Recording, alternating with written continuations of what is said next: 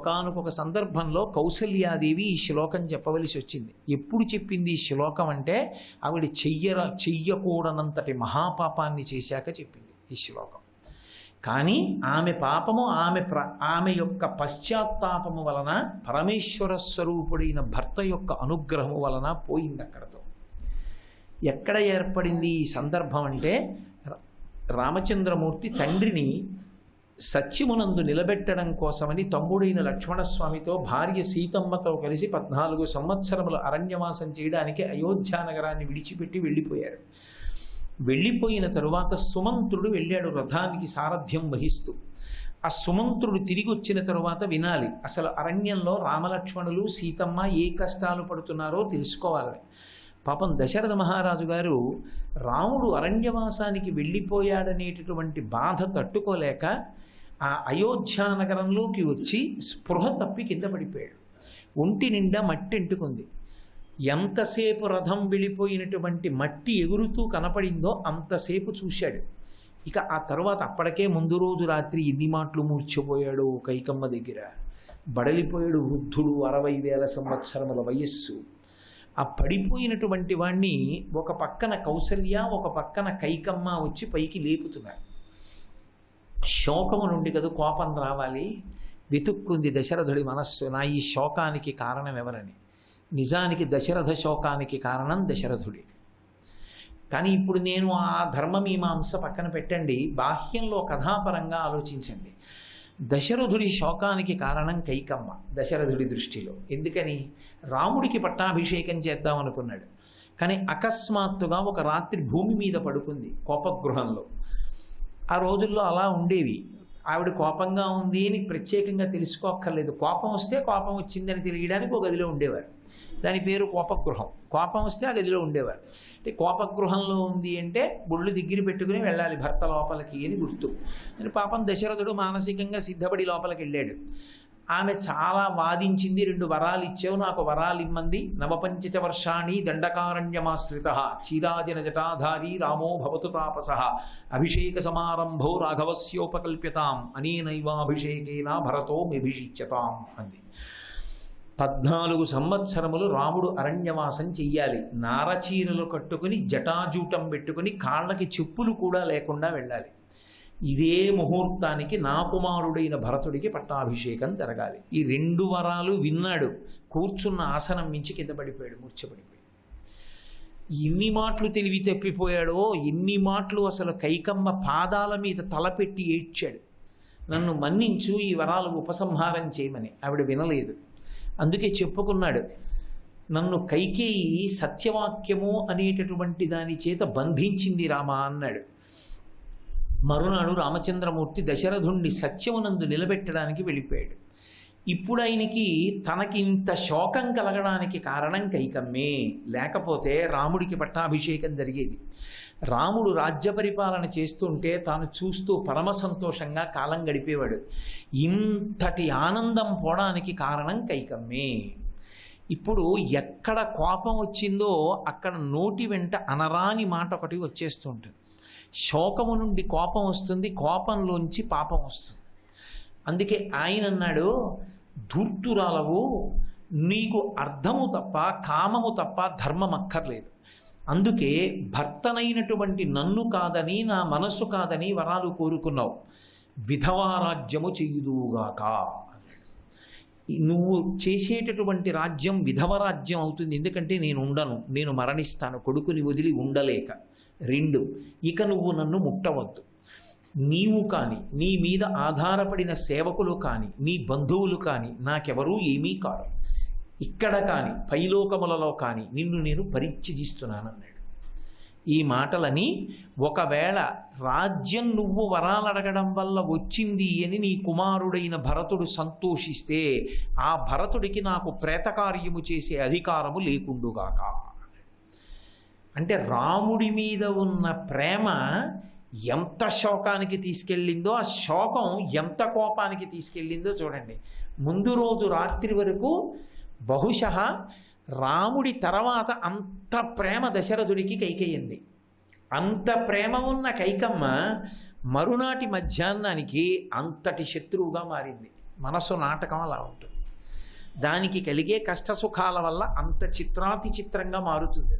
అందుకే రామాయణం వంటబడితే మనసు చేసే నాటకం చూడటం చాలా ఆశ్చర్యంగా ఉంటుంది. అంతకన్నా పెద్ద సినిమా లోకంలో ఇంకోటి ఉండదు.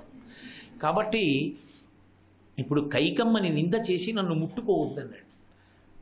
కౌసల్యాదేవి ఒక్క తేని తీసుకెడుతుంది. అక్కడ ఉన్న సేవకులందరూ వచ్చి ఎత్తారు. నన్ను కౌసల్యా మందిరంలో దిగబెట్టండి అంటూ ఒక మాట అన్నాడు. కౌసల్యా మందిరంలో నాకు శాంతి లభిస్తుంది అన్నాడు. శాంతి అంటే ఈ శోకమును పోగొట్టగలిగినటువంటి మాటలు వినపడతాయి. ఎందుకని? ఆమె ప్రేమైకమూర్తి. ఆమె నన్ను మన్నిస్తుంది. అయ్యో మీరు ఇంత బాధపడుతున్నారా అని నన్ను ఊరడిస్తుంది. ఎందుకని? ఆయన ఉద్దేశ్యం ఏమిటి? తన కొడుకు దూరమైపోయి తానెలా బాధపడుతున్నాడో ఆ కొడుకుని కన్న తల్లి కూడా అలాగే బాధపడుతోంది. ఇద్దరి బాధ సమానం. అయ్యో మన కొడుకు అని ఆ కొడుకు వెళ్ళిపోయాడు, భర్త ఇంత బాధపడుతున్నాడని ఓదారుస్తుంది అనుకున్నాడు. అనుకుని మందిరానికి చేరాడు. సరే, సుమంత్రుడు వచ్చి వెళ్ళిపోయిన తర్వాత కౌసల్యాదేవితో బాధ పంచుకునే ప్రయత్నం చేశాడు. రాముడు వెళ్ళిపోయాడని కౌసల్య కొన్ని మాటలు చెప్పింది.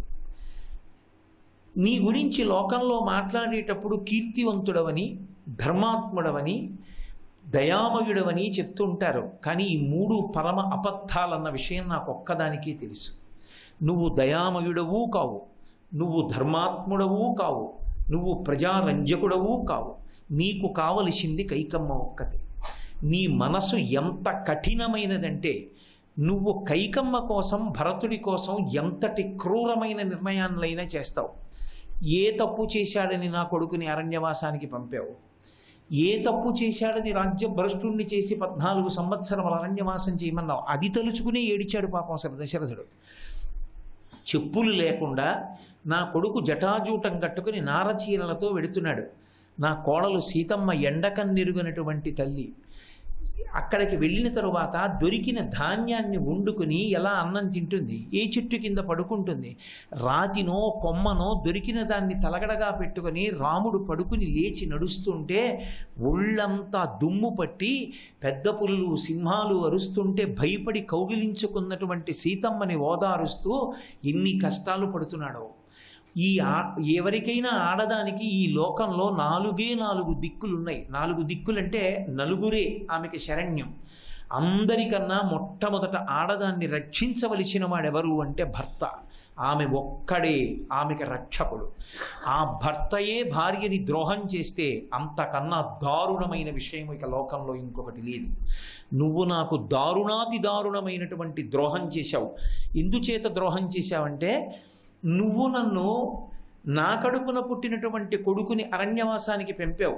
ఇప్పుడు నేను భర్తని విడిచిపెట్టి వెళ్ళకూడదు. భర్త వలన బాధ కలిగితే భార్య ఎక్కడ శాంతి పొందుతుంది? కొడుకు దగ్గర శాంతి పొందొచ్చు, 2వ స్థానం. ఆ కొడుకు లేకుండా చేశావు. ఆ కొడుకుని దూరంగా పంపించావు. 3వ స్థానం జ్ఞాతి. నేను ఈ ఇద్దరూ లేనప్పుడు జ్ఞాతుల దగ్గరికి వెళ్ళలేను. 4వ స్థానం లేదు. ఇక స్త్రీ లేని స్థానం 4వ స్థానం. అసలు ఆమెకి 4వ దిక్కు లేదు. కాబట్టి ఉన్న 3 దిక్కులలో పెద్ద దిక్కు భర్త ఒక్కడే. ఆ భర్త గొడుగులా కాపాడవలసి ఉంటుంది. కానీ లోకంలో ఒకే ఒక ప్రాణి ఉంది. దాని లక్షణం ఏమిటి అంటే దాని పిల్లల్ని అది తింటుంది. జలజే భక్షణం యథాహ. అదే చేప తన కడుపున పుట్టిన పిల్లని తానే తినేస్తుంది. నువ్వు మనుష్యుడివి ఏమిటయా? నువ్వు చేపవి. నీ కడుపున పుట్టిన బిడ్డని నువ్వు తినేశావు అని నీ వంటి వ్యక్తికి భార్య అనవడం నా కర్మ. సుగుణాభిరాముడైనటువంటి రామచంద్రమూర్తిని అరణ్యవాసానికి పంపావు. ఇంతటి కఠినాత్ముడవు. నీ వలన నేను కాదు, కోసల రాజ్యంలో ఉన్నటువంటి ప్రజలు, మంత్రులు, సేనానులు, భార్యలు, అంతఃపుర పరివారము ఇంతమంది బాధపడుతున్నారు. నీకు అక్కర్లేదు. నీ మనసు సంతోషమేగా. కైకమ్మ సంతోషంగా ఉంది, భరతుడు సంతోషంగా ఉన్నాడు. నీకు కావలసింది ఆ ఇద్దరి సంతోషమే. పైకి నువ్వు ప్రజారంజకుడవు. నీ వంచనా స్వభావం నాకు తెలిసింది. అప్పటికే కుమిలి ఏడుస్తున్న దశరథుడు ఏడవడానికి కన్నుల నీళ్లు లేక తెల్లబోయేలా ఉండిపోయాడు కౌసల్య వంక చూస్తూ. ఉండిపోయి ఆ కూర్చున్న ఆసనం నుంచి లేచి 2 చేతులు పైకెత్తి జోడించి నమస్కరించాడు. నమస్కరించి ఆవిడ దగ్గరికి వెళ్ళి వేపమానాంతాంజలిం కృత్వా అంటారు. మహర్షి 2 చేతులతో నమస్కారం చేస్తూ కౌసల్య దగ్గరికి వెళ్ళి, కౌసల్య, నీ పాదముల మీద నా తల పెట్టి పడిపోతాను, అంతంత మాటలు అనకు. నీకు తెలుసు, దేవి దైవతం ప్రత్యక్షం, భర్త ఎవరో కాదు, ప్రత్యక్షంగా కన్నుల ముందున్నటువంటి దైవం. అన్ని చోట్ల అశాంతి పొంది శాంతి కోసం నీ దగ్గరికి వచ్చాను. నువ్వు ఇన్ని మాటలు అన్నావు, నా జీవితంలో శాంతి అన్న మాట కరువైపోయింది. అందుకని పెద్దరికం చిన్నరికం తెలుసున్న దానివి, ధర్మం ఎరిగిన దానివి, భర్తని ఇలాంటి మాటలు అనకూడదు అని తెలుసున్న దానివి, అయినా కూడా నేను ధర్మంతో మాట్లాడానో, సత్యానికి కట్టుబడ్డానో, రాముడి మీద ప్రేమ లేక అరణ్యవాసానికి పంపించేశానో, కుట్ర చేశానో నీకు తెలుసు. తెలిసి నన్ను నింద చేస్తున్నావు. నువ్వే నింద చేస్తే ఇంత ధర్మం తెలిసున్న దానివి, ఇక నాకు శాంతి ఎక్కడుంది అని నమస్కారం చేస్తూ వంగి ఆమె పాదముల మీద పడబోయాడు. కౌసల్య 2 చేతులు పట్టుకుని ఆయన్ని పైకెత్తి వెంటనే అంది, నన్ను చంపేశావు మహారాజా. ఏనాడైతే ధర్మమునకు సత్యమునకు కట్టుబడినటువంటి భర్త, పరమ కీర్తివంతుడైనటువంటి వాడు, ఆయన తప్పు చెయ్యలేదు అని తెలిసి కూడా శోకంతో అనరాని మాటలు అనేశాను, ఆనాడు నువ్వు నాకు నచ్చ చెప్పడానికి ఇలా నమస్కారం చేశావు. ధర్మాత్ముడైన భర్త ధర్మమునందు నిలబడడానికి భార్యని అనునయించవలసినటువంటి రోజు ఏ రోజున వస్తుందో ఆ రోజున ఆ భార్య చనిపోయినట్టే. కాబట్టి నేను చనిపోయాను. నీ చేత అనునయింప చేసుకున్న నా బ్రతుకు కాదు. నేను నేల మీద పడి నీ పాదముల మీద శిరసుంచి నమస్కరిస్తున్నాను. ఆ నమస్కరించిన చేతులు విప్పేసి నా తల మీద పెట్టని పద్మాన్ని పెట్టుకున్నట్టుగా 2 చేతులు తల మీద పెట్టుకుని భోరున ఏడ్చి, నేను శోకంలో అదుపు తప్పిపోయాను. ఒక్కసారి వర్షాలు పడి నదులు పొంగితే సముద్రం నీరు పెరిగినట్టు రాముడు అకస్మాత్తుగా అరణ్యవాసానికి వెళ్ళిపోవడంలో నా శోకం అదుపు తప్పిపోయింది. అదుపు తప్పిపోయిన శ్లోకంలో ధర్మానికి కట్టుబడి ఇంత బాధపడుతున్నారు అని తెలిసి కూడా, మిమ్మల్ని నింద చెయ్యకూడదని తెలిసి కూడా నింద చేశాను అంటూ ఈ శ్లోకం చెప్పి, శోకో నాశయితే ధైర్యం, శోకో నాశయితే శృతం, శోకో నాశయితే సర్వం, నాస్తి శోక సమోరిపు. ప్రత్యక్ష సాక్ష్యం. మహారాజా, శోకానికి వశురాలనైపోయాను, కొడుకు వెళ్ళిపోయాడని. ఆ వశురాలనైపోయినటువంటి కారణం చేత ఏ మాట మాట్లాడాలో ఏ మాట మాట్లాడకూడదో తెలుసుకోలేకపోయాను. ఎంత పెద్ద తప్పో చేసేశాను. భర్త చేత అనునయింపబడ్డాను, ధర్మానికి కట్టుబడిన భర్త చేత. కాబట్టి నన్ను క్షమించవలసింది అని. శోకానికి లొంగిపోతే, శోకమునకు బాగా లొంగినటువంటి వాడు ఎన్నిటిని మరిచిపోతాడో కౌసల్యకి తెలియదా? మీరు శ్రీరామాయణం చదివితే కౌసల్యా మందిరంలో ఎప్పుడూ పూజలు జరుగుతుంటాయి. ఆవిడ ఎప్పుడూ ఉపవాసాలు చేస్తూ ఉంటుంది. ఆవిడ ఎప్పుడూ యజ్ఞయాగాది క్రతువులను నిర్వహిస్తూనే ఉంటుంది. ఎంతమంది బ్రాహ్మణులకు నిత్యం దానం చేస్తూనే ఉంటుంది. అటువంటి తల్లి అన్ని శాస్త్రములు నెరుగున్నది, అన్ని పుణ్యకర్మలు చేసేది, భర్త పట్ల అంత మర్యాద కలిగినది.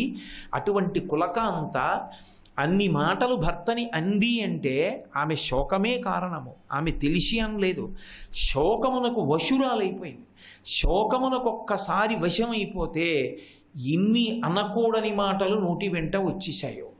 అందుకే మనిషి శోకమునకు వశుడైతే ఇన్ని బాధలు పడతాడు. కాబట్టి శోకమునకు వశపడకుండుగాక. శ్రీరామాయణం కేవలముగా ఏదో కాల్పనిక కథ అని అనుకోకూడదు, యథార్థముగా జరిగిన కథ. అందుకే శ్రీరామాయణానికి ఫలశ్రుతి చెప్తూ ఒక మాట అంటారు, ఇందులో ఒక అక్షరము కూడా కల్పితము కాదు. రామాయణము యథార్థంగా ఎలా జరిగిందో అలాగే రచింపబడినది అని. శ్రీరామాయణం మనకి జీర్ణమైతే మనం దేనికి వశులం కాకూడదో, దేనికి వశులమైపోతే అక్కర్లేని మాటలు వచ్చేస్తాయో, కోపం వచ్చేస్తుందో, ఏ ధర్మంతో దాన్ని దాటాలో అర్థం అవుతుంది. అందుకే శోకాన్ని దాటడానికి లోకంలో ఒకే ఒక్క మార్గం ఉంటుంది. ఏమిటా మార్గం అంటే ఎప్పుడూ కర్తవ్యత నిష్ఠతో ఉండడం. నీ కర్తవ్యాన్ని నువ్వు చేసుకుంటూ వెళ్ళడం అన్నది అలవాటైతే శోకం అనేటటువంటిది అంటుకునే అవకాశం ఉండదు. చాలా మటుకు 99 పాళ్ల శోకానికి దూరంగా ఉండడానికి మార్గము కర్తవ్యతానిష్ట ఒక్కటే. కర్తవ్యము వేరు, బాధ్యత వేరు. చాలా జాగ్రత్తగా గుర్తుపెట్టుకోవాలి. బాధ్యత సముద్రంలో దూకేయడం, కర్తవ్యము నిచ్చెన ఎక్కడం. రెండిటికి అంత తేడా ఉంటుంది. కర్తవ్యము అంటే నేను ఏది చెయ్యాలో అది చేశానా అంతే కర్తవ్యం. అవతలవాడు ఏమనుకున్నాడు నాకు సంబంధం లేదు. నా కర్తవ్యం నేను గృహస్థాశ్రమంలో ఉన్నప్పుడు నాకు కొన్ని కర్తవ్యాలు ఉంటాయి.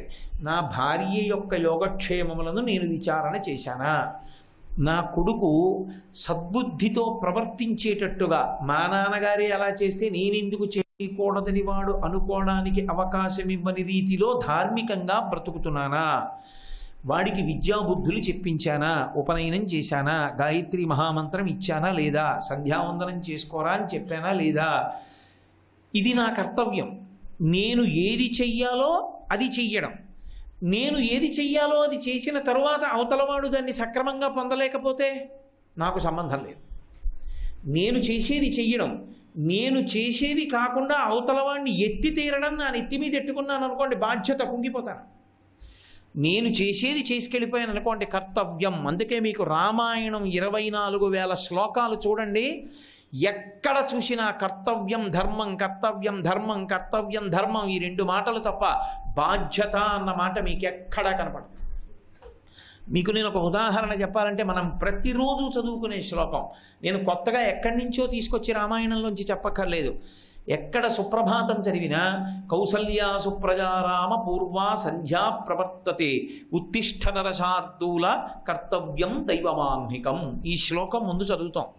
ఎందుకని అంటే భగవంతుడికి నిజంగా సుప్రభాతాన్ని పలికినటువంటి ఘనత పొందినవాడు విశ్వామిత్ర మహర్షి ఒక్కడే.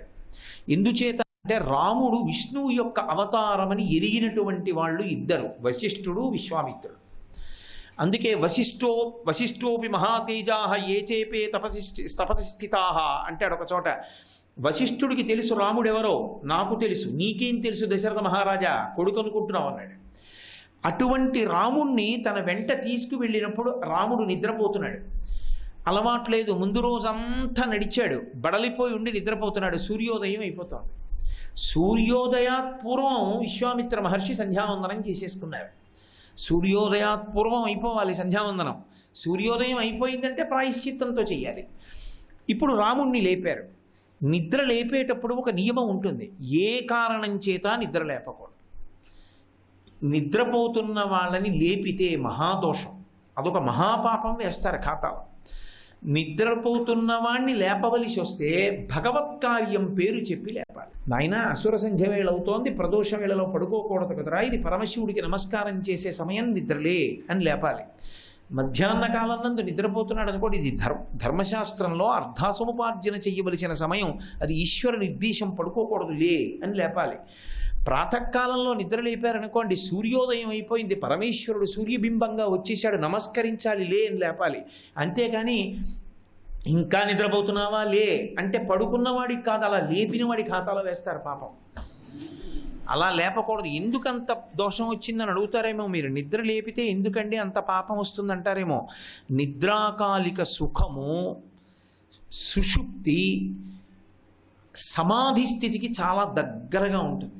సమాధిలోకి వెళ్ళిన వాణ్ణి సమాధిలోంచి బాహ్యంలోకి తేవడం ఎటువంటిదో, అన్నిటినీ మరిచిపోయి మనసు లయమైపోయి సుషుప్తిలో ఉన్నవాణ్ణి బాహ్యంలోకి తేవడం కూడా అటువంటిది. అది సుఖస్థితి నిద్ర. అందుకని లేపకూడదు, అది సుఖభంగం అవుతోంది కాబట్టి. అలా లేపితే ఈశ్వరుణ్ణి కారణంగా చెప్పాలి, ఏదో ఈశ్వర సంబంధాన్ని కారణంగా చెప్పకుండా లేపకూడదు. అందుకే పూర్వం ఎక్కడైనా సరే నిద్ర లేపాలి అంటే ఏదో ఒక మంగళప్రదమైనటువంటి విషయం పెట్టుకునేవారు. ఇప్పుడు అలవాట్లో పోయింది, కానీ మా చిన్నతనంలో కూడా ఉండేది. సుప్రభాతం పూజామందిరం బయట నిలబడి చదవాలి. సుప్రభాతం లోపలికి వెళ్ళి కూర్చుని చదవకూడదు. సుప్రభాతం పూజామందిరం బయట నిలబడి చదవాలి. ఏకాంత సేవ చేసినప్పుడు నిలబడకూడదు, కూర్చుని ఉండాలి. అవి 2 నియమాలు ఈశ్వర సేవలో. ఎక్కడో పూజామందిరం దగ్గర నిలబడి యజమాని చదువుతున్నాడు అనుకోండి, పడక గదిలో పడుకున్న పిల్లవాడికి వినపడకపోవచ్చు. అందుకే ఇంట్లో యజమాని కన్నా ముందు ఎవరు లేస్తారంటే ఆడవాళ్ళు లేవాలి. ఎందుకంటే యజమానికి కావలసినవి అమర్చడానికి, అంతకన్నా పెద్ద పూజ లేదు, రామాయణమే చెప్పింది. అందుకే శ్రీకాళహస్తిలో ఇప్పటికీ కాళహస్తీశ్వరుణ్ణి నిద్ర లేపరు, జ్ఞానప్రసూనాంబని నిద్ర లేపుతారు. ముందు ఆవిడ లేచి తర్వాత ఈయన లేస్తాడు. ముందు ఆవిడికి అభిషేకం, తర్వాత ఈయనకి అభిషేకం. ఆవిడ తయారు కాంది ఈయనకి ఏమని పెడతారు? ఆవిడ పడుకుంటే ఈయన లేస్తే ఈయన సంధ్యావందనానికి మళ్ళీ ఈయనే పెట్టుకోవాలి. ఇంకా గృహస్థాశ్రమం ఎందుకు? గృహస్థాశ్రమంలోకి అసలు ఎందుకు ఎడతాడంటే తన ఆచమనం తాను చేసుకున్నాడంటే వాడి కర్మ అని గుర్తు. పెళ్ళైపోయిన వాడు ఆచమనం తనే వేసుకుని ఓం కేశవాయి స్వాహ అన్నాడు అనుకోండి, నీ కర్మ పాపంరా అని సానుభూతి చూపించమని అర్థం. ఎడంచేత్తో కుడి చేతిలోకి వేసుకోవడం ఏమిటి? బ్రహ్మచర్యాశ్రమంలో అంటే తప్పదు కనుక వేసుకుంటారు. ఆచమనం తను చేయడు, భార్య వెయ్యాలి. భార్య చేతిలో వేస్తే ఆచమనం చేస్తారు. భార్య స్నానం చేసి ఉంటే కదా ఆచమనం వేయడం. ఆవిడే స్నానం చేయకపోతే ఈయన ఎడంచేత్తోనే వేసుకోవాలి. పెళ్ళయ్యి బ్రహ్మచారే అంటే వాడి దౌర్భాగ్యం, వాడి భార్య స్నానం చేయదు, ఆచమనం వేయదని. కాబట్టి భార్య ముందు స్నానం చేస్తుంది. శ్రీకాళహస్తిలో అందుకే జ్ఞానప్రసూనాంబది ముందు స్నానం. మహానుభావుడు తాడేపల్లి రాఘవనారాయణ శాస్త్రి గారు దీన్ని చమత్కారంగా చెప్పారు. ఆయనకి పెళ్ళయిన తర్వాత మేడ మీద కూర్చున్నారు. ఆ ముందు పొద్దున్న పెళ్ళయింది, రాత్రి మామగారు వచ్చారు. వచ్చి చీకటి పడుతుండగా వచ్చి పెళ్ళి ఎందుకు చేసుకున్నావో అల్లుడు అన్నారు. ఆయనకు కోపం వచ్చింది. పిల్లని ఇచ్చిన ఇలాంటి మాట అంటారా అని మీరెందుకు చేసుకున్నారని పోయారు. అనబై పెద్దవారు పితృపంచకంలో వారు మామగారిని అలా అనకూడదు అనుకుని ఆయనకి బాలామంత్రం ఉపాసన. ఆయన బాలాదేవిని ప్రార్థన చేశారు. అమ్మ ఏం చెప్పాలమ్మా అని అడిగారు. బ్రహ్మచారిగా ఎడంచేత్తో వేసుకున్నావు, అలా ఎన్నాళ్ళు వేసుకుంటావు? వేసుకోకూడదు, దూష్యం. అందుకే గృహస్థాశ్రమంలో ప్రవేశించాను. ఆచమనానికి నా చేతిలో నీరు పోయడానికి ధర్మపత్నిని స్వీకరించానని చెప్పు అంది అమ్మవారు. అది చెప్తే రాఘవనారాయణ శాస్త్రి గారి మామగారు పొంగిపోయారు. ఎంత ధర్మం చెప్పేవరా నాయన నువ్వు అని. కాబట్టి కౌసల్యా సుప్రజా రామ పూర్వా సంధ్యా ప్రవర్తతే. నిద్ర లేపేటప్పుడు కారణం చెప్పి నిద్ర లేపాలి. అందుకని విశ్వామిత్రుడు కారణం చెప్తున్నాడు రాముడిని నిద్ర లేపితే. పూర్వాసంధ్య, సూర్యోదయం అయిపోతోంది, నిద్రలే. ఎందుకు లేవాలి నువ్వు? పూర్వాసంధ్యా ప్రవర్తతే ఉత్తిష్ట, లే నరశార్దూల. కర్తవ్యం దైవమాహ్నికం. దైవమాహ్నికం అంటే సంధ్యావందనం చేయాలి, అర్ఘ్యం ఇవ్వాలి. లే, సూర్యోదయం అయిపోతోంది. లేవలేదనుకోండి రాముడు, ఏం చేస్తాడు విశ్వామిత్రుడు? మళ్ళీ వచ్చి ఇదే శ్లోకం చెప్తాడు. కౌసల్యా సుప్రజా రామ అంటాడు తప్ప పనికి మాలిన కొడక అండవు. కౌసల్యా సుప్రజా రామ పూర్వాసంధ్యా ప్రవర్తతే ఉత్తిష్ట నరశార్దూల కర్తవ్యం దైవమాహ్నికం అంటాడు. ఇలా ఎంతసేపు చెప్తాడు అంటే ప్రాతకాల సంధ్యావందనానికి ఎంత సమయం సూర్యోదయం తర్వాత అనుమతింపబడిందో అంతసేపు చెప్తాడు. రాముడు లేవలేదనుకోండి ఏమండం. మళ్ళీ మధ్యాహ్నం పడుకున్నాడు అనుకోండి మళ్ళీ ఇదే చెప్తాడు. మళ్ళీ మర్నాడు పడుకున్నాడు అనుకోండి ఇదే చెప్తాడు. కర్తవ్యం అన్న మాటకు అర్థం ఏమిటో తెలుసా? అవతలవాడు దాని వలన మారాడా మారలేదా సంబంధం లేకుండా నీ పని నువ్వు చేసుకుని వెళ్ళిపోవడమే, అది కర్తవ్యం. ఏమంటే కోటేశ్వరారు మీరు రామాయణము ఆర్షవాక్కులు అని ఉపన్యాసాలు చెప్పారు కదా, అందులో ఎంతమంది పట్టుకున్నారండి అని నన్ను అడిగారు అనుకోండి, నా కర్తవ్యం నేను చేశానండి అని చెప్తాను. నీ చెయ్యవలసింది నేను చేశాను. మీ కర్తవ్యం, ఎవరి కర్తవ్యం వాళ్ళది. ఆర్షవాక్కు పట్టుకుని జీవితాన్ని దిద్దుకోవడం కర్తవ్యత నిష్ఠ. కర్తవ్యం పట్టుకుంటే శోకం ఉండదు. కర్తవ్యం వదిలేశాను అనుకోండి, బాధ్యత పెట్టుకున్నాను అనుకోండి, ఈ వచ్చిన వాళ్ళందరికీ ఆర్షవాక్కులు వచ్చాయా లేదా, ఆ శ్లోకం వచ్చిందా లేదా అని ఆడవాళ్ళందరినీ పిలిచి మొదటి రోజు నేను చెప్పినటువంటి ఆశీపురస్సర శ్లోకం వచ్చిందా అమ్మా అంటే ఎవరికి రాలేదు అన్నారనుకోండి, బెంగ పెట్టేసుకుని ఇంట్లో నేను విడిదిలోకి వెళ్ళిపోయి కుమిలిపోయాను అనుకోండి, ఏమిటి దానివల్ల ప్రయోజనం? అది బాధ్యత. అక్కర్లేంది నిత్యకెత్తుకుంటే బాధ్యత. నువ్వు చెయ్యవలసింది చేసేసి ఊరుకుంటే కర్తవ్యం. కర్తవ్యాన్ని పట్టుకున్నవాడు పైకి ఎక్కుతాడు, బాధ్యతని పెట్టుకున్నవాడు సముద్రంలో పడతాడు, ఇక లేవడం.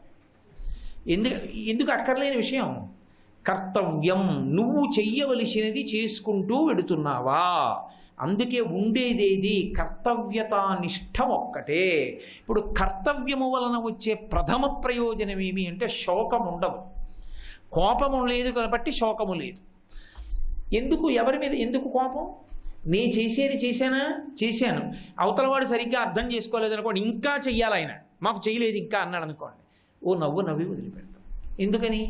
ఈశ్వర, వాడికి నా కర్తవ్యం తెలియలేదు, నేను చేశానా లేదా? చేశాను, నీకు తెలుసు, నాకు తెలుసు.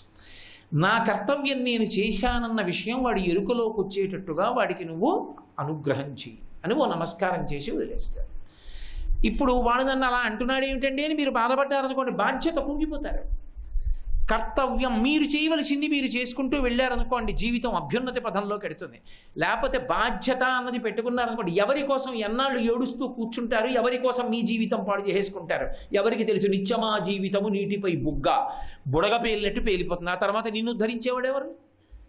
ఆ ఏడిచినవాడు అప్పుడు ఇంకో మాట కూడా అంటాడు, పోయినవాడు పోయాడు, తీరా బీరువా తీస్తే గట్టిగా 4 రూపాయలు లేవు అంటాడు. ఏడిచేవాడు ఎప్పుడూ ఏడుస్తూనే ఉంటాడు. వాడి కోసం నువ్వు ఏడుస్తూ ఎక్కడ కూర్చుంటావు? నీ కర్తవ్యం నువ్వు చేసుకుంటూ వెళ్ళిపో అంతే. కర్తవ్యత నిష్ఠ శోకమును కోపమును దగ్గరకు రానివ్వదు. ఓ నవ్వు నవ్వి వదిలేస్తావు. ఇంకా నీకు ఆర్తి కలిగితే పరమేశ్వరాయనికి తెలిసేటట్టు చెయ్యి అంతే. ఒక్క మాట అయిపోయింది. తప్పించి అయితే మరి కోపం ఉండకూడదా అండి అంటే, వీలైతే నేను ఆ కోపం గురించి ఇంకో రోజు ప్రసంగంలో చెప్తా. రామాయణంలో దాని గురించి ఉంది. అసలు కోపం అన్న దాని మీద రామాయణంలో ఎంత అద్భుతంగా మాట్లాడారో చెప్తాను రోజు. అయ్యి బాబోయ్, కోపం మీద ఇంత శాస్త్రం అనుకుంటారు, అంత విశేషంగా మాట్లాడారు రామాయణంలో. కాబట్టి కర్తవ్యం దైవమాన్నికం, కర్తవ్యతా దృష్టితో ఎవడు నిలబడతాడో వాడికి శోకం అంటదు. ఎవడికి కర్తవ్యత దృష్టి ఉండదో వాడు శోకమునకు వశుడవుతాడు. తేడా ఎక్కడొస్తుందంటే, దశరథ మహారాజు గారు ఈ కర్తవ్యతా నిష్ఠ దగ్గర నిలబడలేకపోయాడు. ఈ నిలబడలేకపోవడం అనేటటువంటి ప్రమాదం ఎక్కడికి తెచ్చిందంటే చచ్చిపోయాడు ఆయన. ఆ మరునాడు ఉదయం కౌసల్యాదేవి గృహంలో ఆవిడ పాపం బాధపడింది, పడుకున్నాడు. అర్ధరాత్రి తెలివొచ్చింది. శోకం కదండి, రాముడు వెళ్ళిపోయాడు. బాధ ఆయనకి. శ్రీ ఉమామహేశ్వర పరబ్రహ్మార్పణమస్తు. స్వస్తి.